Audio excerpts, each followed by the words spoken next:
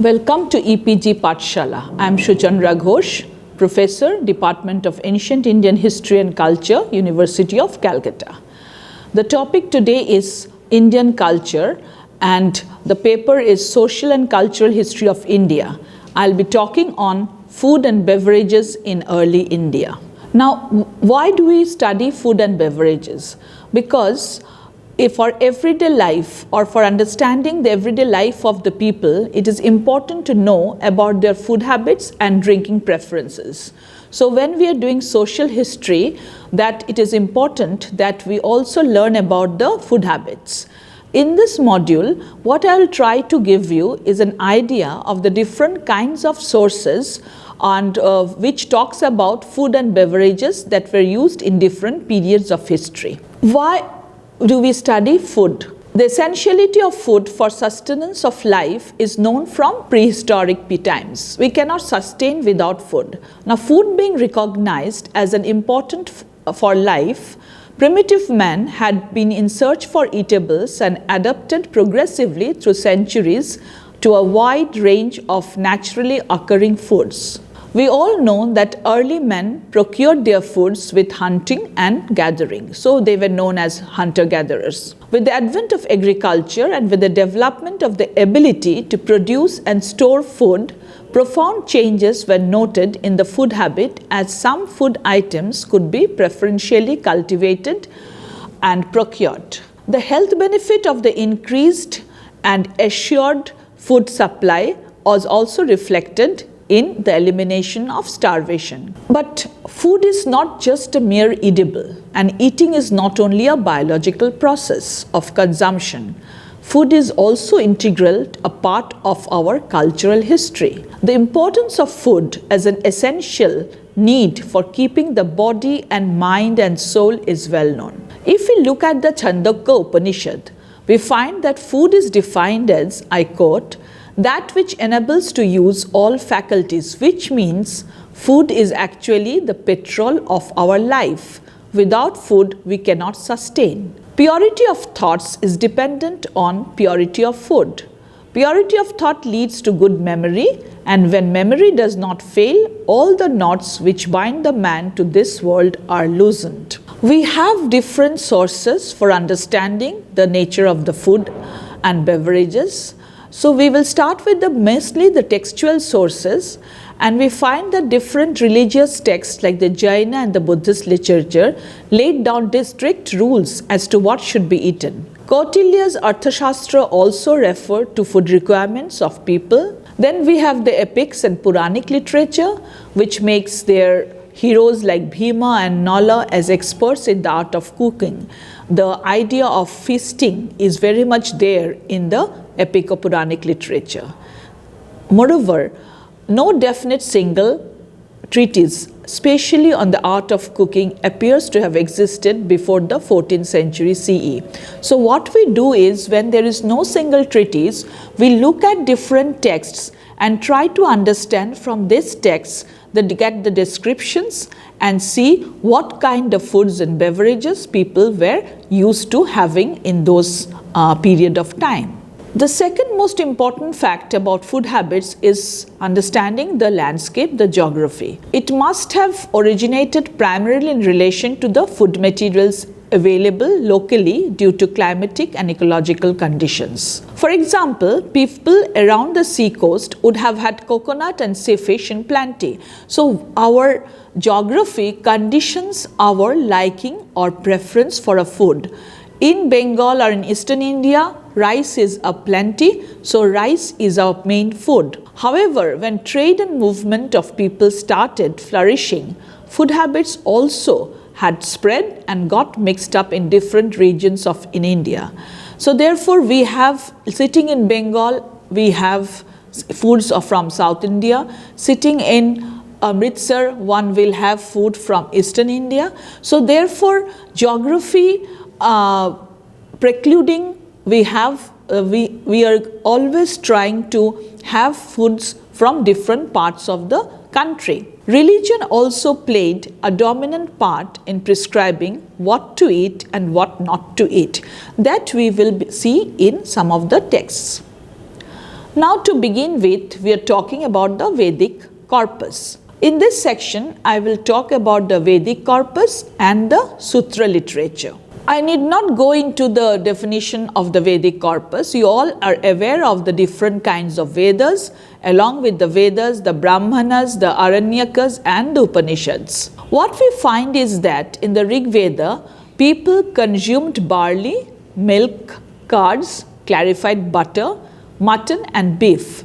Later on, rice and many varieties of pulses were included in their diet. But when there is a shift from the northwest to the Ganga valley in the later Vedic period, we find that rice became also an integral part of their diet, and it was customary to kill a big ox or a big goat to feed a distinguished guest. We had sacrifices, and these animals were actually killed in sacrifices. Honey was possibly the earliest of the sweets Indians knew, and we shall see that it continued to be a very important sweet. A pupa, a round cake of barley baked in clarified butter on slow fire, was also very common in the Vedic corpus, both in the early Vedic and the Rig Vedic. Now moving on to the Sutra period, we find that rice becomes very common. As I mentioned, that as we moved towards the Ganga plains, we had plenty of rice. Boiled rice was taken with curds, honey, meat and milk. Preparations mixed with ghee seems to have been, that is clarified butter, seems to have been greatly relished. Meat was commonly eaten, and flesh of various birds is prescribed even for a child.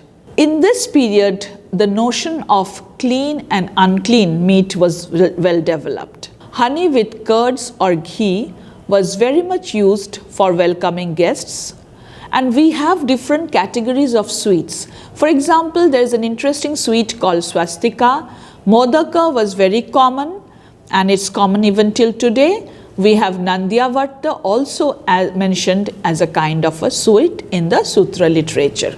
Now from the Vedic corpus and the Sutra, when we move into the Jain and the Buddhist texts, we will see that there is some kind of a little bit of change. For example, the Jainas had dietary prohibitions. And why? Because we all know that non-slaughter of animals, destruction of any living being was very integral to Jainism.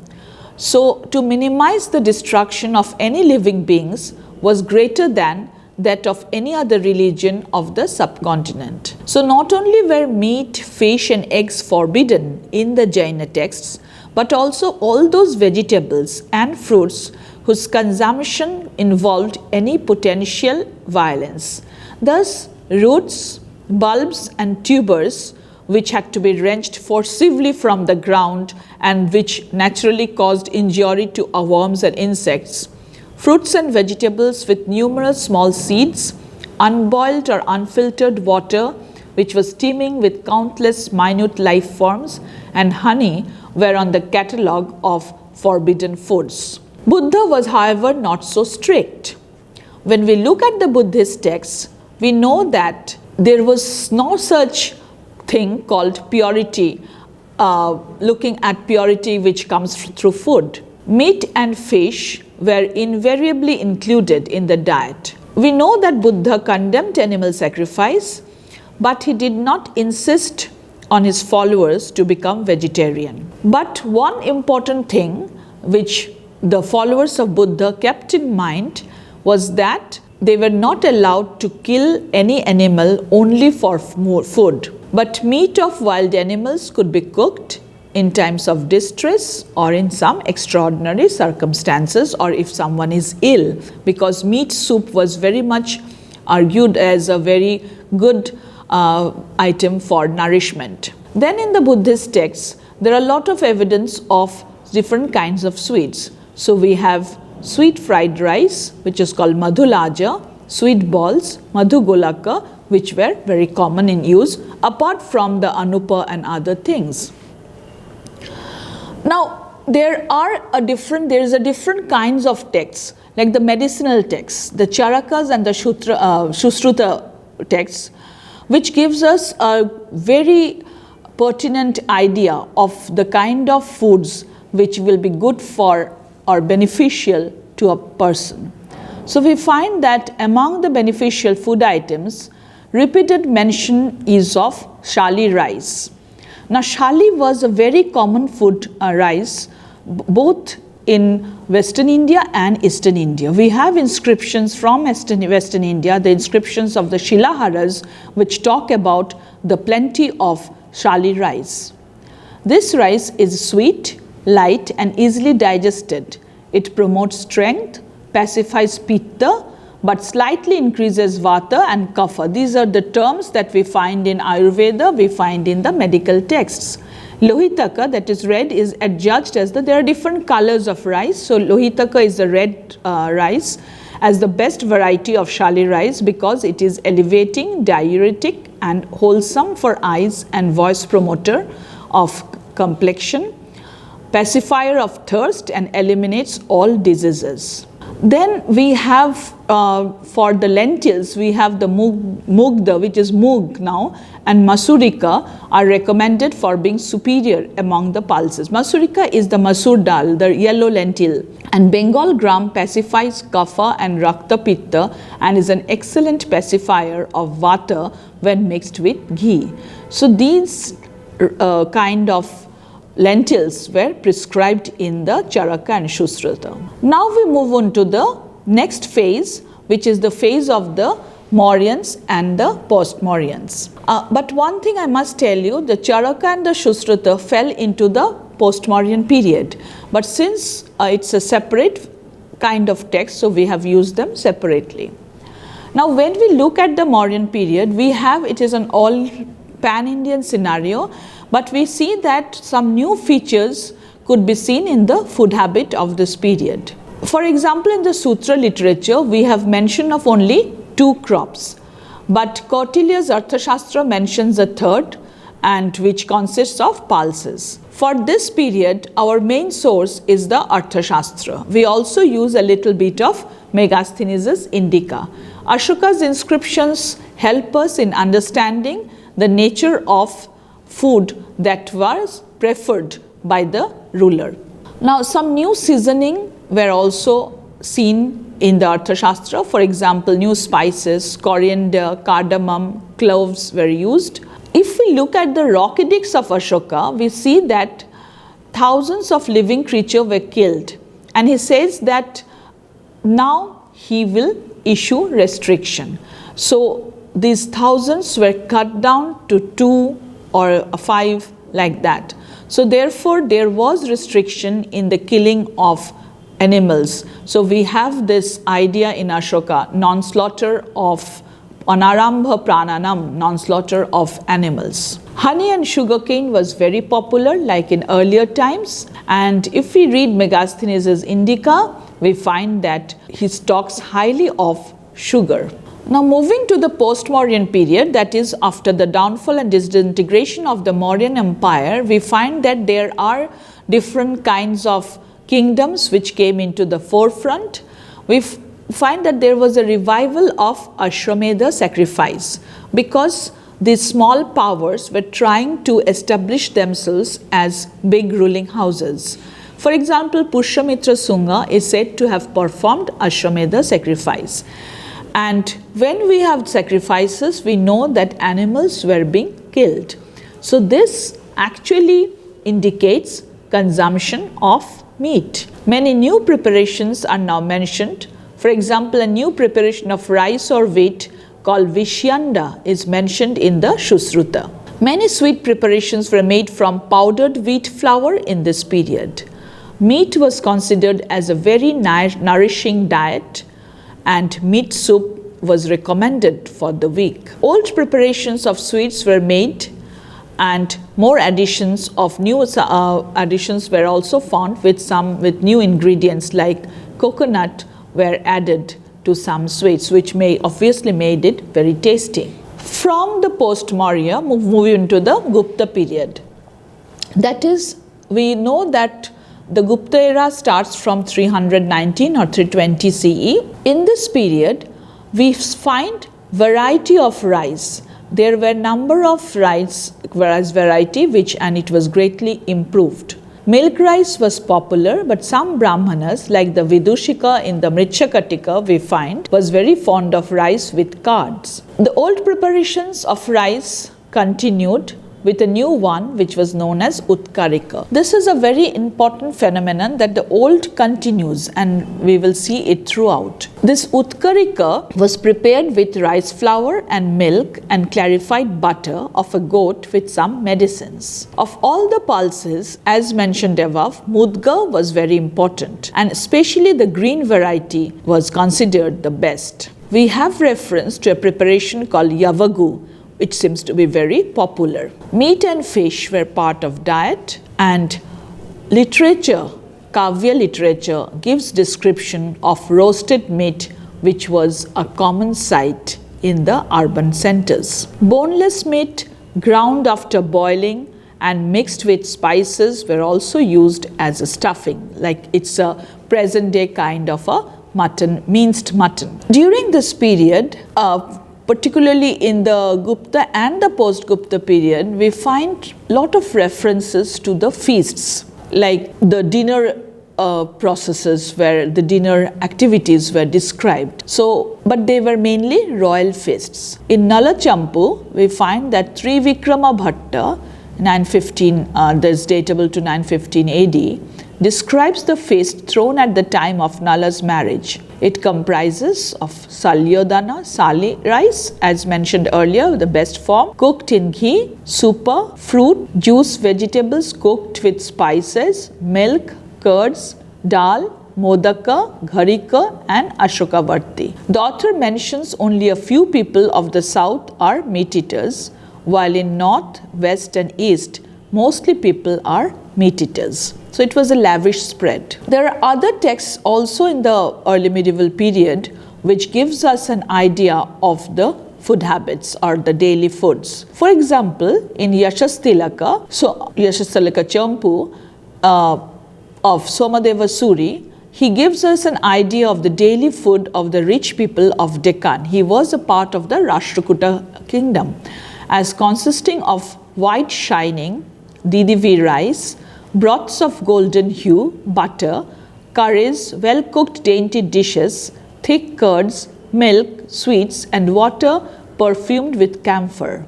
In Bhavisayatakaha in the 10th century, the menu for the royal feast starts with shali rice and mudga dal with ghee.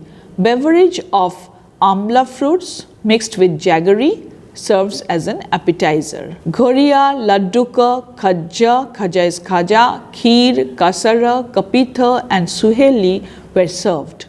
Coconuts, grapes, mangoes, pomegranates and citrus were taken. In the end, betel leaves with camphor were also partaken.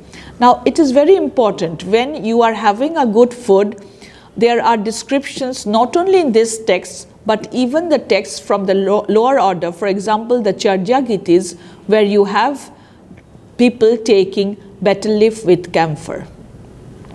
Now I will come to a case study. And this is from Eastern India, that is, we'll focus on Bengal. Now, there was no single entity called Bengal at that part of time. So it was divided into certain sub-regions, and so it is natural that there will be subtle differences in the methods of cooking or in the methods of preparation of some common foods. There is no doubt that the chief staple food consumed by the rich and the poor alike in their everyday life was rice. According to verse 10 of the Anulia copper plate, King Lakshmana Sena of the Sena dynasty is said to have provided many pious Brahmanas with a large number of villages which had excellent fields of shali paddy. Again, verse 24 of the Idalpur copper plate, we find that is similarly described as bestowing villages containing fields where shali paddy was grown. So here you can see that irrespective of all the regions and irrespective of the time, shali continued to be the best form of rice. From Brihadharma Purana, which is a regional Purana of Bengal, we learn that one should have at least first rice mixed with ghee, then vegetables, followed by soup, etc. And lastly, rice with milk should be partaken. Salt must not be mixed with milk, nor molasses with sour. There is another commentary called Tika Sarvasya by Sarvananda, who mentions the different types of fishes, because Bengali people were very fond of fish. And since there are a lot of rivers, so fish became a part of their diet. Now we have references to fish like Rohita, Madgura, Shala, Shakula, etc., which were common in early Bengal. It is interesting to note that though in general dried fish were not eaten, Sarvananda informs us that the people of Bangladesha would be in present-day Bangladesh, were in his time very fond of partaking cooked dried fish, which perhaps was the trait of a coastal society. And that one has to always remember that the food of an inland society varied from a food of a coastal society. Now, having discussed about foods, let us concentrate on the drinks. Let us concentrate on the beverages.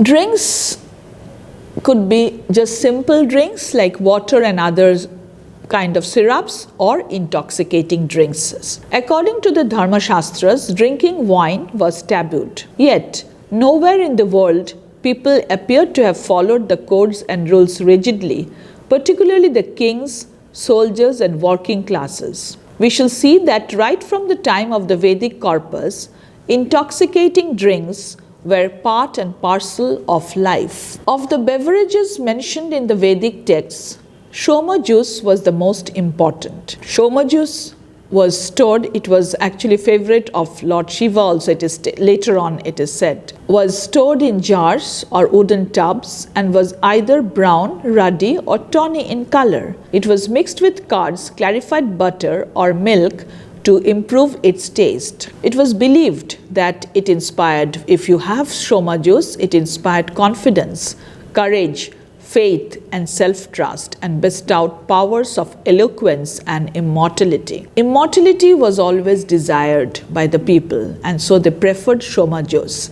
But there was this other intoxicating juice mentioned in the Vedic text, and this was Shura, which was prepared from fermented barley or wild paddy after distillation. While the Soma juice was highly commended, that of Shura was condemned in the Vedic texts, Vedic corpus, because it is said that after drinking Shura, people become intoxicated, and that could give rise to broils in the assembly, means in the Sabha and the Samiti of the Vedic people.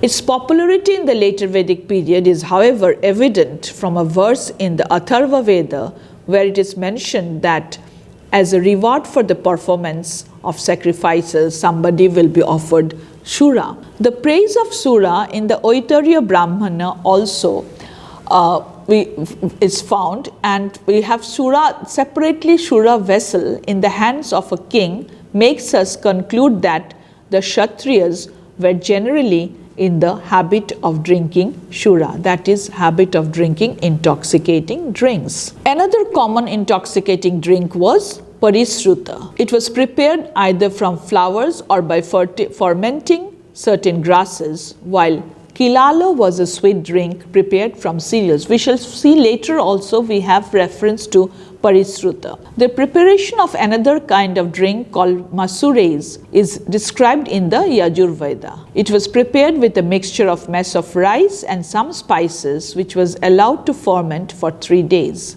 This beverage was purified with the help of a filter. Water is described as always as nectar, amrita, and remedy for all kind of ailments. Now, moving from the Vedic corpus, if we go to the Sutra literature, we find that strong liquor was served to the guests when a person came during housewarming ceremony. So it was a kind of a welcome drink. It was served to women when a bride arrived at the bridegroom's place, and it was served to the wives of forefathers in the Anvastaka rite. Women who performed a dance at the time of marriage were also served Shura. But the evil effects of drinking were not unknown to the authors of the Dharma Sutras. They regard drinking as a heinous crime and forbid the use of liquors, particularly for Brahmins and students. So this sura was present, but the normative texts did not, of course, like the use of shura. Besides shura, which was generally prepared with barley or rice flour, there were some other intoxicating drinks. Kilala, which was mentioned in the Vedic corpus also, was a sweet drink prepared from cereals. A spiced liquor called maireya, prepared with gura or sugar, had also come into use. And we will see that maireya continued as an important liquor for a long time. Wine introduced from Kapisi, north of Kabul, Kapisha region, was known as Kapisayani. Panini also refers to varieties of wine. We know that Panini was living in the northwest part of the subcontinent. Soma juice continued to be used in Srota ritual, but is not mentioned in the domestic rites. As earlier, Puristruta was also another kind of beverage, and it appears from the Gautama Dharma Sutra that the Brahmanas were prohibited from drinking any kind of intoxicating drink. Moving to the Buddhist and Jaina works, we learn that liquor was manufactured and consumed on a large scale. In the Buddhist texts, taverns and drinking shops are always mentioned, and we know that at the time of the festivals, feasting and drinking were resorted to and friends were invited. Jain sources also mention drinking. King Duvaya is said to have entertained the members of a marriage party with many kinds of liquors and wines. From the Jataka stories, we learn that even women and her maids drank hard on some occasions. To distinguish a liquor shop from another shop, there were flags. Then we find that strong liquors in the text, that strong liquors were called madhya, but the general word for all kinds of intoxicating drinks prepared from cereals is sura. The Vinaya texts mention 5 kinds of shura prepared from rice, mill, from cakes, from boiled rice, from ferment and with spices. Maireya, that is spiced wine, which I mentioned earlier, seems to be very popular at this time. Varuniya, strong liquor, the wine prepared from madhuka flowers. Prashanna, variety of sura, and Sidhu, prepared with the juice of sugarcane, were other intoxicating drinks in use. In the Buddhist and Jaina works also, we have references to many syrups which were prepared from fruits.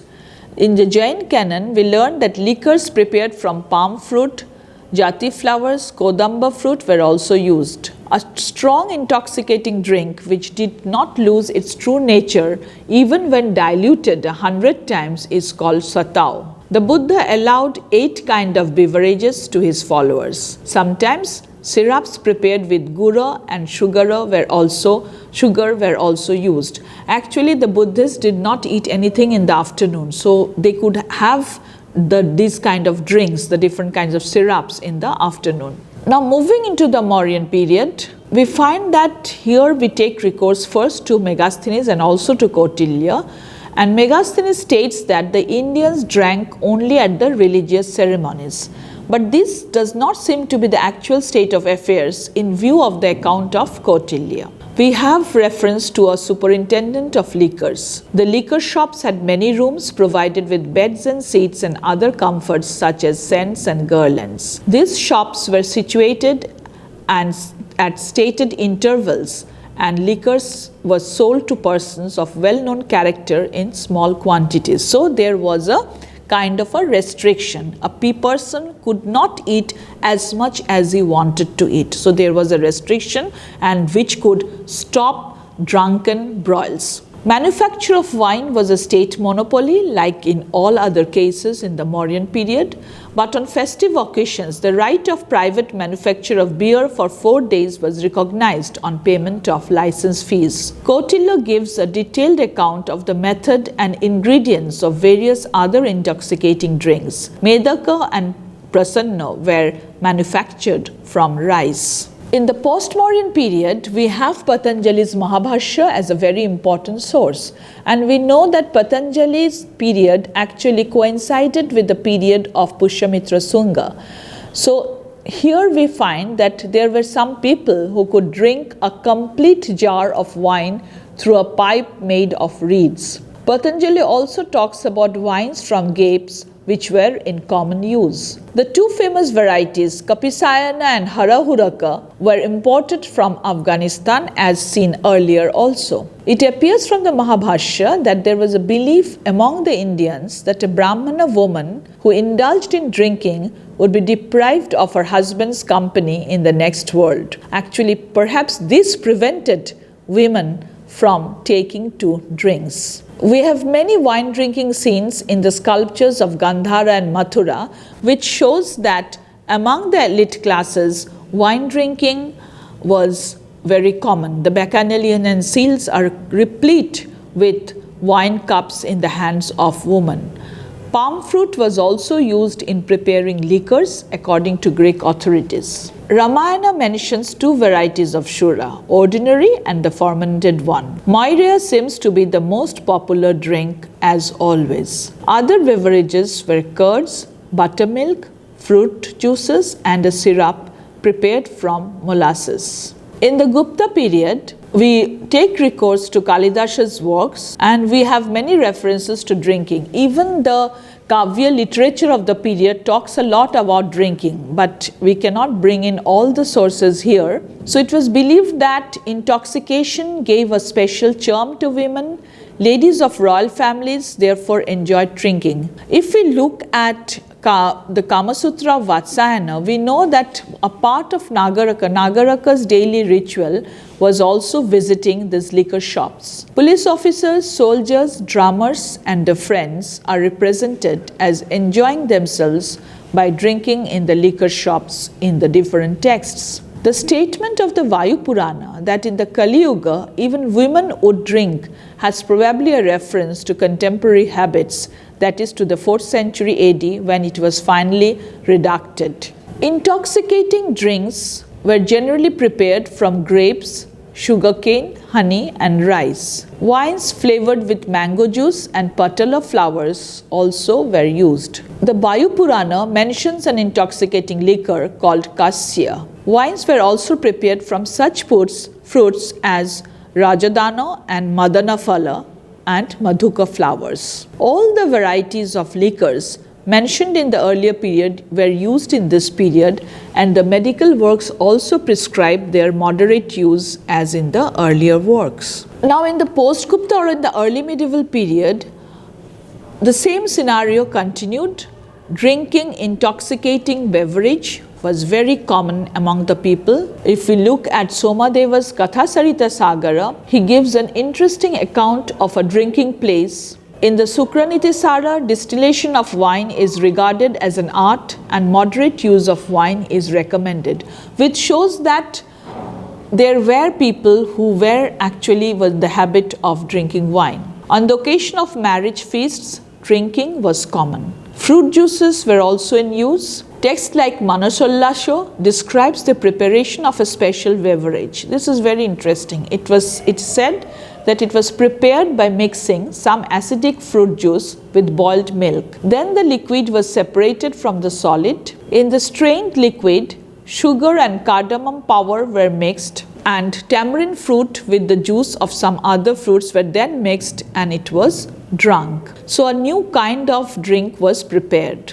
We have a beautiful description of a drinking party. According to Someshwara, we find that drinking parties usually took place in forests, lawns, gardens or on the river banks as a sort of picnic parties. Several foodstuffs including meat were served, just as in modern times, where with each round of drink, some foodstuffs are taken for munching. How the ladies booze and get intoxicated was well described by Someshwara. The king usually played the part of the host.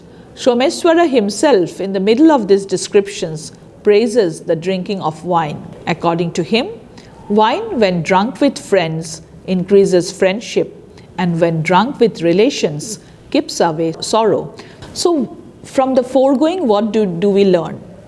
We find that the mobility of the people, the acquirement of knowledge from each other, and the adaptability of the human habits to pick up what is tasty and nourishing made some food habits spread from to different parts of the country. The 30 verses of the Manusmriti devoted to meat eating situate it quite explicitly with respect to Jati Varna caste norms. Brahmanas, Manu says, may eat the meat that is consecrated in sacrifice, an act that is morally distinct from killing. Therefore, sacrificial meat was not bad for eating by any kind of groups, particularly the Brahmanas. Regional variations could be seen regarding food habits. We have also seen lavishness of royals' feast, which stood in stark contrast to what the common man ate. In general, we find that we observe continuity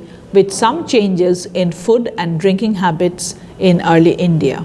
To learn more about the food and beverages, you can actually look at the EPG Pathshala modules, where you will find a detailed description of the different kinds of food and beverages that were used in early India. Thank you.